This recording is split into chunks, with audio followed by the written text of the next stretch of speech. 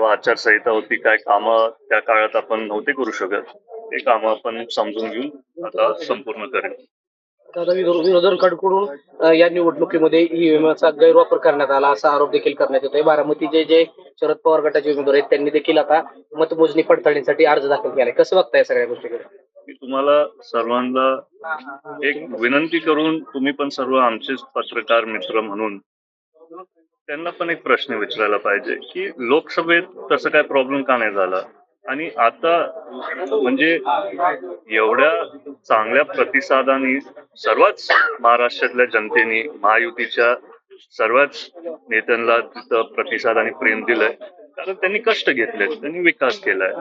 लोकसभेची निवडणूक तर मला जी जनता बोलते मी तुम्हाला सांगणार आहे की त्यांनी मला गावोगावी फिरताना सांगितलं की दादा त्यावेळेस आम्ही त्यांना संधी दिली, पण त्या 3 महिन्यात काय झालं नाही. जे त्यांची अपेक्षा होती म्हणजे आपल्या जनतेची आणि जनतेची अपेक्षा जे असतात तेच आम्ही सर्व छोटे कार्यकर्ते मनात घेऊन संपूर्ण पहिला करतो, आणि त्याच्यानंतर पुढचे पण काय अडीअडचणी असतील समजून घेऊन, जर ते माझ्याकडनं नाही झाले, नाही तर पक्षातल्या आपल्या पदाधिकारी सहकाऱ्यांकडनं नाही झाले, तर ते आम्ही दादांपर्यंत पोहोचवतो. पण यावेळेस मला वाटतंय की महाराष्ट्राच्या जनतेने हा निर्णय घेतला की महायुतीचं सरकार परत आणायचं. महायुतीला भरघोस असे यश या ठिकाणी मिळालं या निवडणुकीमध्ये.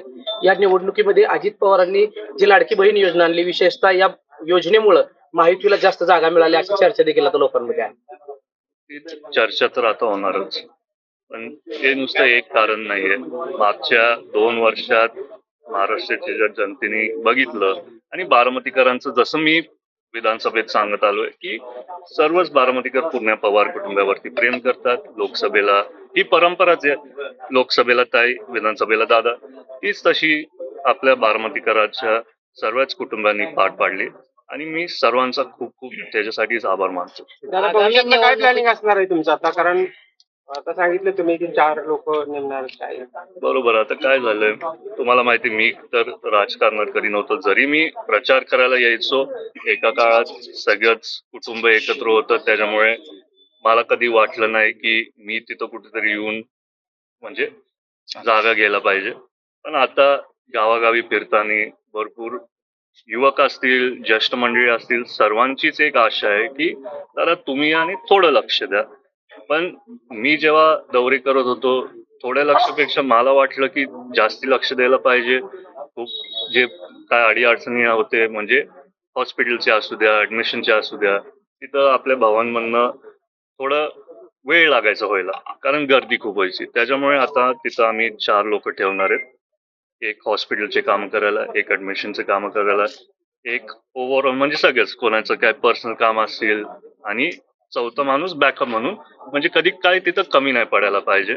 आणि भविष्यामध्ये आता नगर परिषद असू द्या, झडपी असू द्या, संस्थाचे निवडणुकी असू द्या, त्याच्या सगळ्यांमध्ये मी सहभागी होणार आहे, लोकांना मदत करायला, म्हणजे दादांनी सगळ्यांना म्हटलं आधार होतं देणार. की येणाऱ्या काळामध्ये युवकांना संधी दिली जाईल. अशा पद्धतीने युवकांना स्थानिक स्वराज्य संस्थेमध्ये किंवा नगरपालिकेमध्ये संधी मिळणार. मागच्या सांगत्या सभेमध्ये दादांनी माझा उल्लेख केला की आता ते पण एका काळात युवक होते. पहिल्यांदा दादांच्या समोर मी बोललो.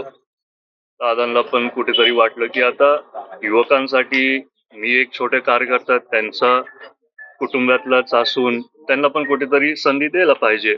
आणि मला वाटते आता पक्ष पूर्ण राज्यात आणि देशात आपल्याला वाढवायचा आहे.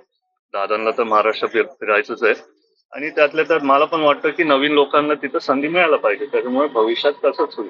येणाऱ्या निवडणुकीमध्ये तुम्ही सगळी जबाबदारी तुम्हीच घेणार आहात. जबाबदार मी स्वतःनी घेण्यापेक्षा सर्वांनीच माझ्यावरती सोपवली आहे, आणि मी ते स्वीकारून मान्य करतो, आणि त्याच्यामुळे मी नक्कीच सगळ्यांना तसा आधार आणि मदत देईन. शनिवारी नागरी सत्कार होतोय, कसं नियोजन असणार आहे? ते पारदादा आणि बाकीचे पक्षातले नेते बघतात. ते तुम्हाला शनिवारी भेटूच आपण सर्व. गुलाबी रंगावरून टीका होतीये. काय टीका होतात? गुलाबीबाई झाले, दादा गुलाबीबाई झाले, किंवा असं तुम्ही आता सांगितलं की 25 वर्ष गुलाबी रंग टिकणार आहे. आता 25 आता गुलाबी रंगच चांगला आहे, गुलाल पण गुलाबीचे तर चांगलंच आहे, ते टीका होऊ द्या. आपण काय, मी तुम्हाला आधीपासून सांगत आलो, मी कधी कोणावरती टीका करणार नाही. आणि असं आपलं दादांचं आणि वहिनींचे चांगले गुण आम्हाला दोघांना शिकवलेत, मला आणि पारदाला. आपण चांगलेच मुद्दे बोलणार.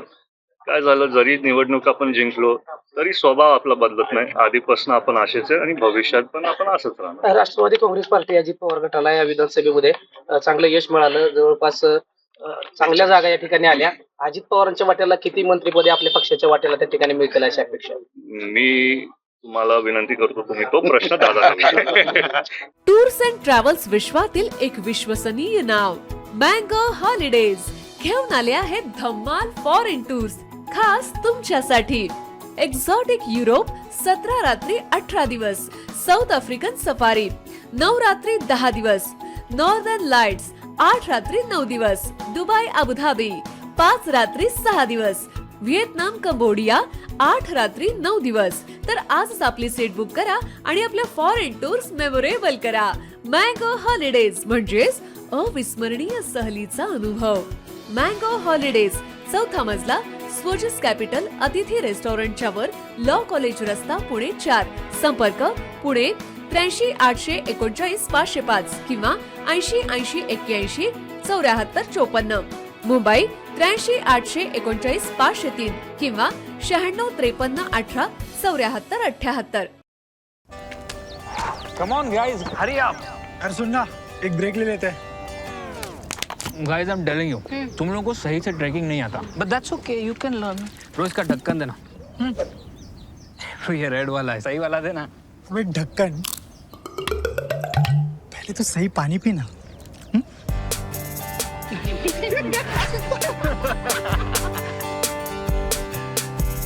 Manikchand Oxyrich, proudly Indian.